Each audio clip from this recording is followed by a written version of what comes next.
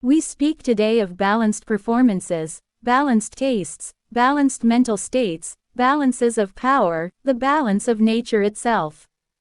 In all these cases, balance holds a valence so positive that it approaches an unquestioned ideal. The sense we have of its presence or absence in large measure determines our judgment of what is right or wrong, ordered or disordered, beneficial or destructive, safe or dangerous. Its opposite, imbalance, almost invariably signals sickness and malfunction. When we stop to think about it, we can recognize the enormous breadth of meaning we attach to our sense of balance, but we might also recognize, with some surprise, just how little we actually do think about it. The same was true for the Middle Ages. Despite the central place that the ideal of balance occupied in virtually every area of medieval thought, it was almost never questioned or problematized as a topic in itself. And this raises a question: why did it, and why is it still, almost invisible as a subject of historical analysis? I can suggest two reasons. The first is that our recognition of balance's great importance to our psychological, intellectual and social life tends to encourage a biological and hence essentialist understanding of it. Balance is balance. We all know what we mean by it, we all trust our sense of it, we never imagine that this sense is changing, or even that it can change. For this reason, it is difficult for us to think of it in historical terms, as determined within specific cultural contexts, or as changing over time. The second, equally relevant, is that balance lies beneath the level of conscious awareness.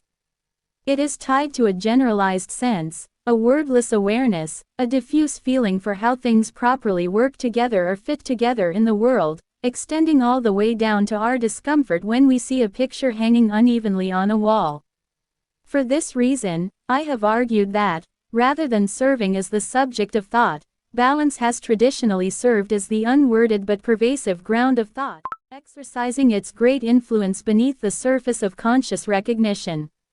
For the historian who has become aware of balance as an historical subject in itself, the first problem, then, is how to recognize the changes that have occurred to and within this unworded sense over historical time. The second is how to uncover and reveal the profound intellectual effects these changes have made possible. Between approximately 1250 and 1375, a manifestly new sense of what balance is, and can be, emerged. When projected onto the workings of the world, this new sense transformed the ways the workings of both nature and society could be seen, comprehended and explained. The result was a momentous break with the intellectual past, opening up striking new vistas of imaginative and speculative possibility. The group of medieval scholars whose speculations most clearly reflected this new modeling of balance occupied the very pinnacle of their intellectual culture, brilliant innovators whose ideas stand out today for their boldness and their forward-looking elements. Indeed, the innovations these scholars pioneered, and the new sense and model of balance that made this innovation possible, provided both a first view of, and a fundamental foundation for, the emergence of modern science.